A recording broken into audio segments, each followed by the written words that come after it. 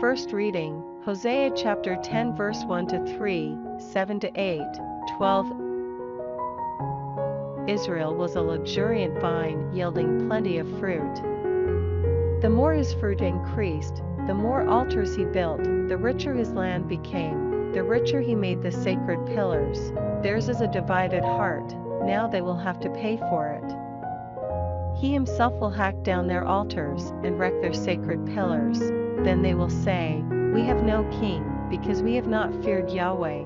But what could the king do for us? Samaria has had her day. Her king is like the straw drifting on the water. The high places of Avon, the sin of Israel, will be destroyed, thorns and thistles will grow over their altars." Then they will say to the mountains, "Cover us," and to the hills, "Fall on us." Sow saving justice for yourselves, reap a harvest of faithful love, break up your fallow ground. It is time to seek out Yahweh until he comes to rain saving justice down on you. Responsorial Psalm, Psalms chapter 105 verse 2 to 3, 4 to 5, 6 to 7. Sing to him, make music for him, recount all his wonders, glory in his holy name. Let the hearts that seek Yahweh rejoice, seek Yahweh and his strength, tirelessly seek his presence, remember the marvels he has done, his wonders, the judgments he has spoken, stock of Abraham, his servant, children of Jacob, whom he chose. He is Yahweh our God, his judgments touch the whole world. Gospel, Matthew chapter 10 verse 1 to 7.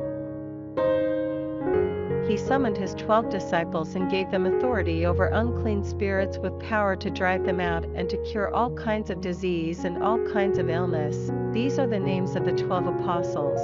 First, Simon, who is known as Peter, and his brother Andrew, James the son of Zebedee, and his brother John, Philip and Bartholomew, Thomas, and Matthew the tax collector, James the son of Alphaeus, and Thaddeus, Simon the zealot, and Judas Iscariot, who was also his betrayer. These 12 Jesus sent out, instructing them as follows: "Do not make your way to Gentile territory, and do not enter any Samaritan town. Go instead to the lost sheep of the house of Israel, and as you go, proclaim that the kingdom of heaven is close at hand."